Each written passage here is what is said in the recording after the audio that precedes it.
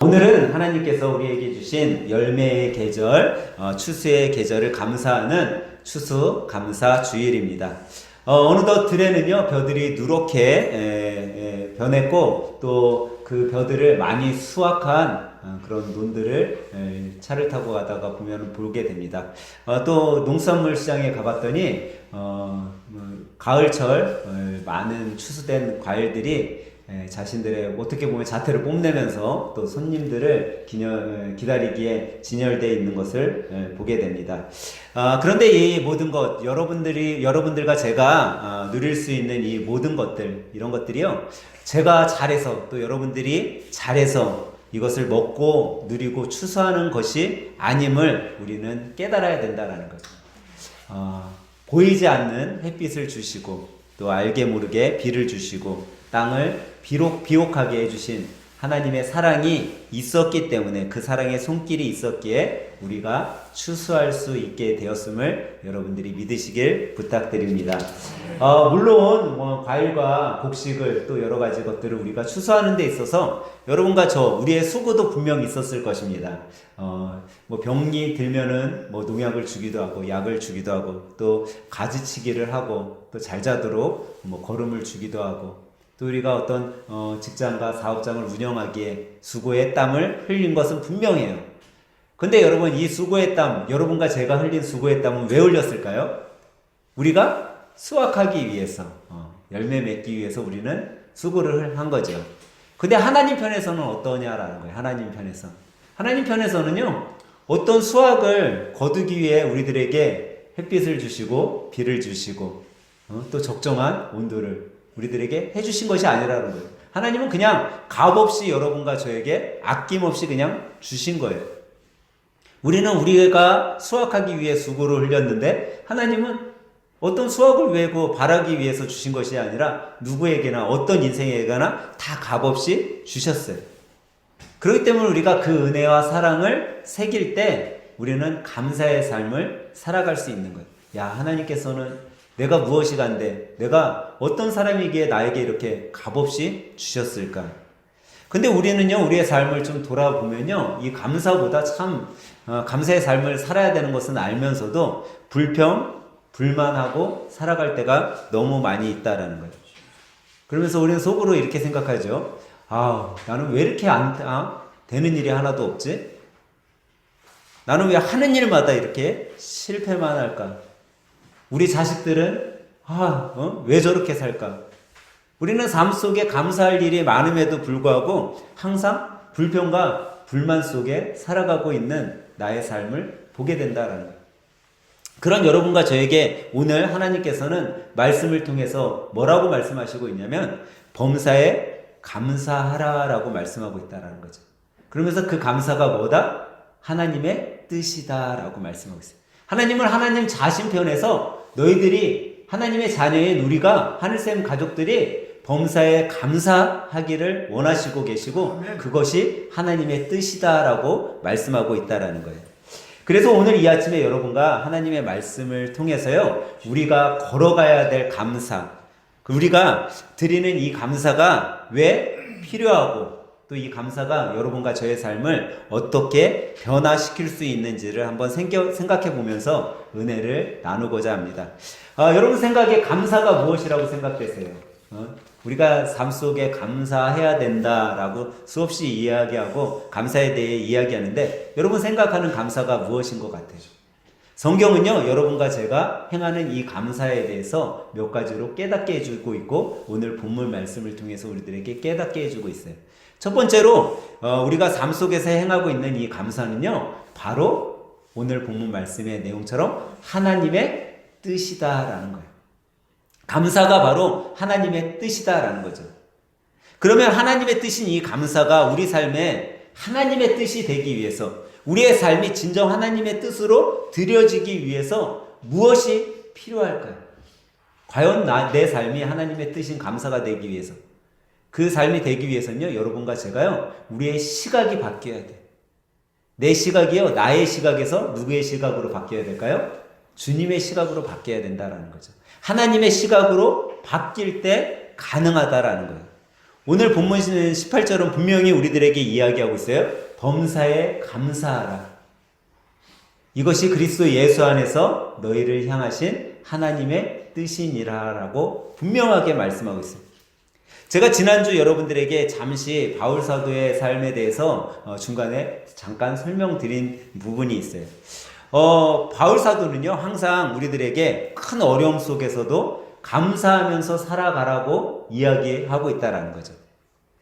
근데 바울 사도가 골로새서 빌립보서 이 옥중서신을 쓸 때 어디에 있었다고 그랬죠? 감옥에 있었잖아요. 사도행전 16장을 보면 바울 사도가 이제 선교여행을요, 1차, 2차, 3차 이렇게 진행해서 가고 있을 때 2차 선교여행을 할 때 일을 다루고 있어요. 근데 이 사도행전 16장에 보면 2차 선교여행 때 무슨 일이 있었냐면 바울과 실라가 선교여행을 떠나서 예수님을 전하다가 한 귀신 들린, 성경은 여종이라고 하는데 귀신 들린 소녀 하나를 만나게 돼요. 근데 처음에는 별로 대수롭게 여기지 않았어. 근데 이 귀신 들린 여종이 바울 사도와 실라를 보니까 누구예요? 예수님의 제자인 게 눈에 보이는 거야. 그러니까 막 소리 지르고 당신들은 하나님의 종입니다. 예수 그리스도의 제자입니다. 이렇게 막 따라다니면서 뒤에서 막 외쳐대고 소리 지르니까 사역하기가 힘든 거예요. 그래갖고 하루 이틀 지나다가 안 되겠다. 바울 사도가 제 소녀에 있는 귀신을 우리가 내쫓아 주자. 그리고선 그 여종, 귀신 들린 여종 안에 있던 귀신을 내쫓아 버렸어요. 그러면 이제 귀신 들렸던 사람이 귀신이 나갔으니까 어떻게 돼요? 정상인으로 돌아왔잖아요. 근데 이 귀신 들리는 여종에게는 누가 있었냐면 이 여종을 데리고 있었던 주인이 있는데 얘가 귀신 들려서 점을 치고 막 미래를 점보고 그래서 수익을 얻어들였었어요. 근데 그 일을 행하지 못하니까 자기의 이제 수익이 생기지 않았으니까 어떻게 해요? 화가 나죠. 그래서 바울과 실라를 고소해버려요. 그래서 감옥에 갇히게 된 거야. 근데 사실 바울은 어떤 시민권자예요? 로마 시민권자예요. 이 로마 시민권자는 힘이 있어. 아무나 함부로 못해. 그런데 어떻게 보면 이방 지역에 와가지고 예수님을 전하다가 붙잡혀서 감옥에 들어갔잖아요. 그때 감옥에 집어넣었던, 지금으로 얘기하면 정치인들이 바울이 로마 시민이었던 걸 몰랐었던 거예요. 알았으면 못 가둬요. 그 시대에는. 근데 바울을 감옥에 가둘 때 어떤 일이 있었냐면 그냥 감옥에 가둔 게 아니라 성경에 뭐라고 나와요? 사도행전 16장 22절 23절에 보면 무리가 일제히 일어나 고발하니 상관들이 옷을 찢어 벗기고 매를 치라하여 많이 친 후에 옥에 가두고 간수에게 명하여 든든히 지키게 하라라고 얘기하고 있다는 거예요. 지금 어떻게 옥에다 가뒀어요? 옷을 찢었어요. 그리고 어떻게 했어요? 매를 쳤는데 어느 정도 쳤다고요? 심히 많이 쳤다라는 거예요. 여러분 많이 매를 맞고 옥에 여러분들이 갇혔다라고 생각해 보세요. 여러분 어떻겠어요? 저였다면 그랬을 것 같아요. 내가 예수님을 전하다가 사람들한테 붙잡혀서 그것도 귀신을 쫓는, 어떻게 보면 하나님이 보시기에, 주님이 보시기에 정말 영광스러운 일을 했는데 마귀를 쫓아버린 건데 사람들이 나를 감옥에 가두고 그 감옥에 가둔 것뿐만 아니라 나를 매질까지 했어요. 그러고서 내가 감옥에 갇혀있다고 생각을 해보세요. 나는 고통 중에 있어서 하나님 앞에 감사가 별로 안 나왔을 것 같아요. 그리고 얼마나 심한 매질을 당했으면 온몸이 다 상했을 거 아니에요. 여러분들 조금만 아파도 무슨 소리가 나와요?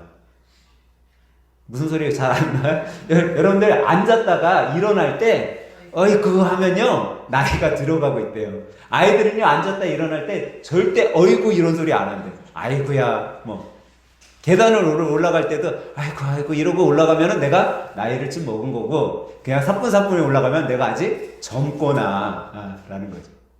근데 심하게 이렇게 매질을 맞고 나면요 아마 신음소리밖에 안 났을 거예요. 근데 바울과 실라는요 성경에 봤더니 그 뒤에 16장 25절에 가서 그들이 뭐를 하고 있냐면 한밤중에 바울과 실라가 기도하고 하나님을 찬송하며 죄수들이 듣더라 라고 얘기하고 있어요. 지금 뭐 하고 있다고요? 감옥에서? 기도하고 찬송을 하고 있다라는 거예요. 다시 말해서 감사의 기도와 감사의 찬양을 하고 있어요. 몸은 어떤데? 심하게 매질을 맞아서 온몸이 피투성이가 되고 온몸이 아픈데 그들이 감사하고 있다라는 거예요. 어떻게 이렇게 할 수 있었냐라는 거죠. 여러분과 제가 감옥에 갇혔다면 분명 우리는 못했을 것인데 이들이 어떻게 그런 상황 속에서 이렇게 할 수 있었냐? 바울과 실라는요, 모든 자신들의 삶이 하나님의 주권 아래 있음을 알고 있었던 거죠. 그들의 찬양과 기도는요, 삶의 표현인 동시에 신앙의 표현이었었던 거죠. 그렇기 때문에 이 어려운 중에 이 감옥 속에서도 감사와 찬양을 돌려드릴 수 있었고, 그들이 감사 찬양을 하는 것, 기도하고 찬송하는 것을 그 주위에 있는 죄수들이 다 들었었던 거예요. 저는 목회자로 살아가면서요, 감사하면서 살려고요, 많이 노력을 해요. 왜냐하면 제가 이렇게 노력을 하는 이유가 감사는요, 훈련되어지지 않으면, 노력하지 않으면요, 우리 삶에 감사가 잘 나오지 않아요. 참 사람들은 그런 것 같아요. 근데 수없이 노력하면 노력할수록요, 감사가 내 삶에 많아져요. 근데 제가 이 감사를 노력하고 훈련하는 이유가 생긴 것이요, 사실 제가 종종 이제 신학교 다닐 때 이야기들을 여러분들에게 해드리는데, 제가 신학교 다닐 때는요, 우리 학생들 중에 부모님들이 좀 그래도 형편이 좋아서 전폭적인 지지를 받고 신학교를 다니는 친구들도 있지만, 모든 것을 자기가 해결해야 되는 친구들이 있어요. 뭐 학비도 그렇고 생활비도 그렇고. 제가 나온 데가 이제 침례신학대학교, 한국침례신학대학교는 대전에 있어요. 저희 침례교 목사이기 때문에 침례신학대학교를 들어갔는데, 이 대전에 지방이잖아요. 지방에서 이제 학교를 다니려면 먹고 자고 학비를 해결을 해야 돼. 근데 저도 뭐 부모님이 다 전폭적으로 저를 지원해 줬으면 좋았죠. 근데 그렇지 못하니까 다 제가 해결을 해야 됐어요. 그러니까는 신학교 다닐 때 어떻게 해서든지 학교를 다녀야 되니까 장학금이란 장학금은 다 받으려고 노력을 하는 거예요. 성적 장학금, 뭐 조교 장학금, 학교에서 주는 뭐 근로 장학금, 그런 것들을 받아야지만 내 생활비가 되고 학비도 낼 수 있으니까. 근데 어느 해 제가 이제 2학기가 됐는데 성적 장학금을 받았어야 되는데 못 받게 되었어요. 저희 때만 해도 1, 2, 3등을 하면 1등은 전액 장학금을 줬고 2, 3등은 반액 장학금을 줬어요. 근데 3등 안에도 못 들은 거예요. 반액 장학금이라도 받았어야 되는데. 그래갖고 이제 뭐 등록금이 없는데, 제가 다닐 때는 이제 그 신학교가, 대학교가 150만 원 정도가 등록금이었어요. 근데 이제 2학기 등록할 날은 다가오는데 제 주머니에 돈이 얼마가 있었냐면, 통장에 보니까 50만 원이 있는 거예요. 얼마가 모자라요? 한 100만 원 정도가 모자라는 거예요. 50여만 원 주머니에, 통장에 보니까 있는데. 근데 이제 일주일 후면은 2학기 등록을 해야 돼. 근데 뭐 그때 100만 원이라는 돈은 큰 돈이잖아요. 제가 어떻게 뭐 할 수가 없어요. 그래서 내가 할 수 있는 건 뭐가 있어? 기도밖에 없는 거예요. 그래서 학교 강당에 가서 기도했어요. 하나님이 이곳에 나 보내주셨는데 여기에 보내준 거 하나님이 보내시지 않으셨냐? 그러면 제가 공부할 수 있게 하는 것도 하나님이 해주셔야 되는 거 아니에요? 라고 기도했어요. 근데 그 기도가 제가 하루 이틀이 지나니까 변하고 있더라고요. 처음에는 하나님한테 떼썼어. 여기 내가 오고 싶어서 온 거 아니잖아요, 하나님. 하나님이 보내신 거잖아요. 그러면 내가 공부하는 거 하나님이 책임지셔야지. 그랬던 그 기도가요, 제가 바뀌더라고요. 하나님, 제가 이곳에서, 이 신학교에서 공부할 수 있게 해주셔서 감사합니다. 근데 제가 2학기를 시작하려고 하는데 하나님, 등록금이 없어요. 등록금 좀 해결해 주세요 하고 기도하고 있었어요. 근데 또 이틀이 지났는데요, 제 기도가 완전 바뀌었어요. 어떻게 바뀌었냐면 이렇게 바뀌었어요. 하나님, 제가 이렇게 신학교에서 공부할 수 있게 해주셔서 감사해요. 비록 2학기 등록을 못한다 할지라도 감사해요. 제가 2학기 등록을 못하면 다음 2학기 위해서 아마 준비하는 시간을 가질 거예요. 그렇기 때문에 저는 감사합니다 라고 기도가 바뀌더라고요. 근데 이제 등록 날이 된 거예요, 수요일이. 수요일 지나면 이제 등록 못하면 학교를 1년간 쉬어야 돼. 다음 2학기까지 기다려야 되니까. 근데 제 주머니를 딱 통장을 열어봤더니 어떻게 됐어요? 기적의 일이 일어났어요? 안 일어났어요. 기적의 일이 일어났어요. 너무 좋았지. 딱 펼쳤는데 등록금이 한 150만 원이 다 들어와 있어. 안 들어와 있는 거야. 네, 통장을 가서 찍어봤더니 그대로 50만 원이죠. 근데 참 신기하게도요, 등록이 5시면 이제 마감인데 한 4시 정도가 됐어요. 근데 전화가 온 거예요, 전화. 네. 그래갖고 누가 전화를 했지? 했더니 그때 학생처장님인 피영민 교수님이 나한테 전화를 한 거예요. 근데 권영아 여기 학생처 좀 알아 그러더라고요. 그래갖고 뭐 담당 교수니까 교수님이 오라고 하니까 갔죠. 갔더니 대뜸하시는 말씀이 그거예요. 너 등록했냐? 그러시더라고요. 그래갖고 등록 못했으니까 돈이 없어 못했으니까 아직 등록 못했습니다. 근데 등록하려면 몇 시간 남았어요? 1시간밖에 안 남았는데 등록 못했습니다. 그랬더니 주머니 안에서 봉투 하나를 꺼내서 저를 주시는 거예요. 근데 그때 뭐 그 교수님하고 저하고 아주 친하지도 않았어요. 네. 근데 봉투를 하나 꺼내갖고 주길래 이거 등록금에 보태서 내 그러더라고요. 그래갖고 뭐 교수님이 주니까 그냥 받아갖고 나왔어요. 나와갖고 제가 제일 먼저 뭐 했겠어요? 열어봤지. 얼마를 넣어주셨나. 딱 열어봤더니 제가 필요했던 딱 100만 원이 100만 원짜리 수표 하나가 딱 꽂혀져 있는 거예요. 제가 바로 나머지 제 통장에 있던 거를 찾아갖고 교무처 가갖고 등록을 했어요. 그때 제 마음속에 그런 것들을 깨달았어요. 야, 내가 어려울 때, 내 인생에 힘들 때 내가 하나님 앞에 이거를 해결해 달라고만 나는 이걸 어떻게 해결해 볼까? 왜 나한테 내 앞길에 이런 일이 일어나지? 라고 고백했었던 그게 야, 내가 잘못 기도했구나. 하나님은 이 일을 통해 내 상황을 통해 나에게 더 좋은 것을 깨닫게 하시고 더 좋은 것을 알려주려고 하시는데 나는 그걸 몰랐구나. 내 시선이 바뀌게 되더라고요. 제 시선이 바뀌니까 그때서부터 더 많은 감사가 나오는 거예요. 저는 오늘 예배 드리는 우리 하늘생 가족들이요, 올해 남은 시간에 좀 그런 것들을 해봤으면 좋겠어요. 하루에 내가 감사할 일이 있으면 3가지씩 좀 적었으면 좋겠어요. 여러분 요즘에 스마트폰 좋잖아요. 스마트폰에다가 내 하루에 내가 오늘 하루 살아가면서 야, 이런 감사가 있네, 이런 감사가 있네, 한 3가지씩, 많이 적지 말고 3가지. 휴대폰에다 적거나 뭐 내 카톡에다가 적거나 아니면 수첩이 있으면 수첩에다 적거나. 그래서요, 올 한 해 마무리되는 12월 31일까지 여러분들이 한번 적어보세요. 하루에 3가지씩. 그러면요, 여러분 아마 그 3가지 감사할 일들로 인해 여러분들의 삶이 바뀌기 시작할 거예요. 어떻게 바뀐지 아세요? 내가 감사를 적기 시작하잖아요. 야, 오늘 내게 어떤 감사가 있었지? 내 시각이 바뀌는 거예요. 그 시각이 여러분의 삶을 바뀌고 그 삶이 감사의 삶으로 바뀌어지게 되는 거예요. 그것이 바로 하나님의 뜻이다라는 거죠. 두 번째로 우리가 하는 이 감사는요, 어떤 감사냐면요, 관계를 회복시켜주는 약이라는 거예요. 골로새서 3장 15절에 하반절에 보면요, 이런 말씀이 있어요. 너희는 또한 감사하는 자가 되라라고 이야기하고 있어요.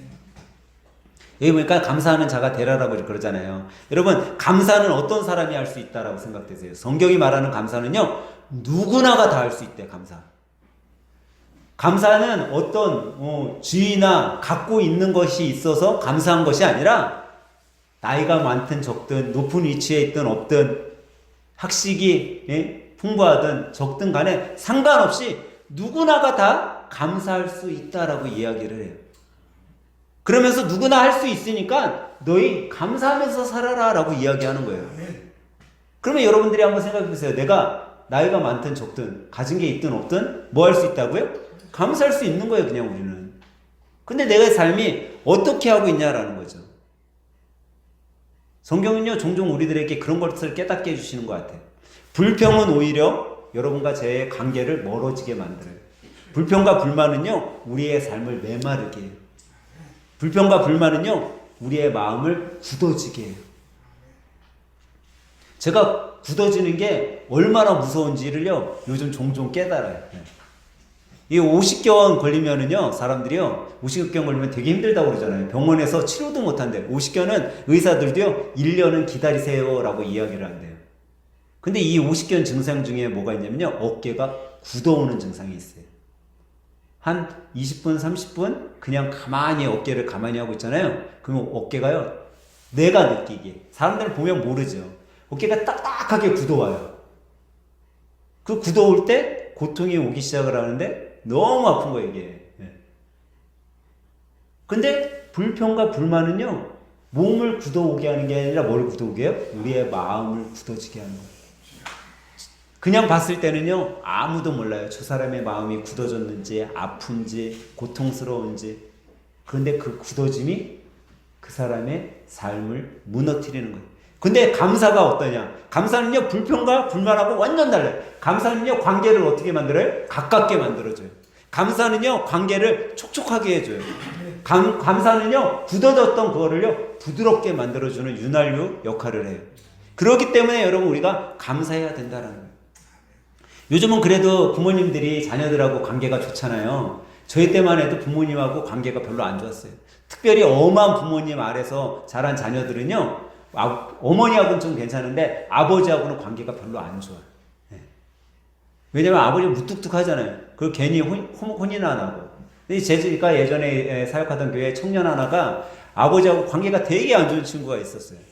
근데 이 친구가 아버지하고 관계를 좀 잘 해보려고 하는데도 잘 안 돼. 근데 어떤 계기가 있었냐면 그 주에 목사님이 설교를 했는데 오늘 우리가 해보자고 한 감사에 대한 거 3가지씩 써보는 거, 그 운동을 거기서도 했었어요. 근데 이 아버지도 뭐 교회 집사님으로 그 교회 다니니까 목사가 감사일 3가지씩 한번 써갖고 일기 써보자라고 이야기하니까 그래도 순종하는 마음으로 이 아버지도 쓴 거예요. 근데 거기다가 뭐라고 썼냐면 그날 감사할 거리를 썼는데 3가지를 썼는데 3가지를 똑같이 썼어. 오늘 우리 아들과 밥을 먹었다. 감사하다. 밥 먹은 게 감사하다라고 쓴 거예요. 오늘 우리 아들과 밥을 먹었다. 감사하다. 그거를 3번을 쓴 거예요. 근데 자식이 어떻게 하다 아버지의 그 일기장을 감사 일기 써 있으니까 아빠도 감사 일기를 쓰네 하고 봤는데 뭐가 써 있어요? 아빠가 자기하고 밥 먹은 거 그거 하나가 감사하다라고 쓴 거예요. 야, 이 하찮은 거 하나를 우리 아버지가 감사하다고 해? 그러면서 아버지하고의 관계가 회복되기 시작했어요. 여러분, 감사는요, 아주 작은 거지만 이 감사가요, 어마어마한 일을 한다라는 거예요. 감사는요, 우리의 관계를 회복시켜주는 약임을 여러분 믿으시기 바랍니다. 그렇기 때문에 우리가요, 감사할 때 내 삶의 관계, 나하고 잘못됐었던 부부간의 관계, 자식하고의 관계, 이웃, 친구들, 동료들하고의 관계가 회복시켜주는 거예요. 여러분 한번 옆에 분, 앞뒤 분들과 한번 이렇게 해볼까요? 고맙습니다. 감사합니다. 한번 해볼까요? 고맙습니다. 감사합니다. 여러분 이 고맙습니다. 감사합니다. 이 말 한마디가요. 여러분과 저의 삶의 관계를요. 완전히 다르게 회복시켜 주시게 돼요. 3번째로 우리가 행하는 이 감사는요. 무슨 역할을 하냐면 여러분과 저의 인생을 완전 바꿔줄 거라는 거예요. 요나서 2장 9절에 보면요. 이런 말씀이 있어요. 나는 감사하는 목소리로 주께 제사를 드리며 나의 서원을 주께 갚겠나이다. 구원은 여호와께 속하였나이다 하니라. 이게 무슨 말이냐면 요나가 이제 하나님의 명령을 받아서 니느웨 성에 가서 여러분 이렇게 살다가 하나님이 이 니느웨 성 멸망시킨다고 했습니다. 이제 니느웨 성은요. 이 역사상에 없어질 거예요. 라고 전하라고 했어요. 하나님이 시켰어요. 근데 이 요나 선지자가 어떻게 했냐면 항구에 딱 나갔더니 니느웨로 가는 배가 있고 다시스로 가는 배가 있는데 다시스로 가는 배 보니까 저거 타도 괜찮을 것 같아. 하나님이 나 니느웨로 가라고 했지만 니느웨 성 사람들은 망해도 싼 인간들이야. 거긴 죄악이 가득해. 하나님을 섬기지도 않고 이방신을 섬기며 하나님이 하지 말라는 그런 악한 일만 하는 그 성 사람들 암만 내가 봐도 저건 죽어야 돼. 그래서 어떻게 해요? 다시스로 가는 배에 올라타요. 근데 하나님은 이미 요나가 다시스로 가는 배 탈 거 아시고 큰 물고기를 준비해서 요나가 물에 빠졌을 때 먹기에. 여러분 큰 물고기 뱃속에 여러분들 들어갔다라고 생각해 보세요. 여러분들 그 만화나 그런 데 보면 큰 물고기 속에 들어가면 빈 공간이 커가지고 그 안에서 사람이 그렇게 지낼 수 있는 거. 그렇지 않아요. 내가 물고기 뱃속에는 들어가 보지는 않았지만 아무리 큰 물고기라도 그 뱃속에 들어가면요 아마 그랬을 것 같아. 야 이거 언제 당할까? 나 이제 그냥 죽는 거 아니야? 그 생각이 제일 먼저 들 것 같아. 근데 하나님이 이 요나의 삶 속에 찾아오셨죠. 이 요나가 처음에 자기가 편할 때 물고기 뱃속 아닌 곳에 있으면 여러분 편하겠어요? 안 편하겠어요? 편하죠. 근데 그 편할 때는 뭐였어요? 불평, 불만이 가득했어. 왜 저 니느웨 성 사람들 하나님 저기 당연히 죽어야 되는 민족 아니에요. 이방신 섬기고 당연히 죽어야죠. 그렇게 불평 많았던 그 요나가 그 고난의 물고기 뱃속에서는 제가 방금 읽어드렸던 나는 감사하는 목소리로 주께 제사를 드리며 나의 소원을 주께 갚겠나이다 라는 감사를 하고 있냐라는 거예요. 환경이 더 좋아야지 감사할 것 같잖아요. 근데 환경이 더 어려운 곳에서 그는 감사하고 있는 모습을 보게 돼요. 여러분, 감사는요 우리의 인생을 송두리째 바꾸는 거예요. 감사는요 죽을 것 같은 그 물고기 뱃속에서 다시 하나님이 빼주시는 거예요. 그것은 다시 말해서 나의 삶을 완전히 하나님이 180도로 바뀌어주신 거죠. 여러분, 감사는요 어떻게 보면요 우리는요 무슨 상황이 변하고 내 환경이 변하고 내 지위가 변하고 우리 사업장이 잘 되고 부흥되고 이런 것만 우리가 감사라고 생각하지만 사실 감사는요 그게 감사가 아니에요. 진정한 감사는요 환경이 변하는 것이 아니라 뭐가 변하는 거예요? 내가 변하는 거예요. 내 자신. 내 자신이 변하면요 여러분들이 어떤 상황 속에 형편 속에 있다 할지라도 감사가 나오면 기쁨이 생기는 거죠. 감사는요 나의 환경을 바꾸는 것이 아니라 내 환경 속에 하나님의 영적 일할 공간을 만들어 주는 거예요. 그럼 그때서부터 누가 일하시는 거예요? 내가 일하는 게 아니라 하나님께서 일하시는 거예요. 그게 감사라는 거죠. 하나님, 나의 모든 것은 주님 손에 달려 있습니다. 주님께서 나와 함께 하심이 은혜입니다. 내가 감사할 수 있는 이유는 내 형편이 변해서가 아니라 내가 무엇을 가져서가 아니라 주님이 나와 함께 하시기 때문입니다라는 그 고백이 있을 때 그 고백이 진정한 감사라는 거예요. 아멘. 여러분과 저 중에 누가 제가 갖고 있는 거를 누구에게 쓰는 게 여러분 아깝지 않은 사람 있겠어요? 아깝죠, 다. 여러분, 오늘 추수감사주일이라고 해서 여러분들이 이렇게 과일들 갖고 오시고 섬기고 그런 거 할 때 여러분 내 물질이 들어가는 거예요. 내 시간이 들어가는 거예요. 근데 여러분 아깝지 않은 사람은 어디 있겠어요? 근데 어떻게 드릴 수 있냐라는 거예요. 그게 감사라는 거예요. 감사의 마음이 내 안에 충만하게 흘러 넘치니까 내가 조금 덜 먹고 내가 조금 덜 써도 내가 조금 다른 곳에 안 하고 하나님께 드리는 것이 내 마음속에 더 감사로 흘러 넘치니까 아낌없이 드릴 수 있게 되는 거죠.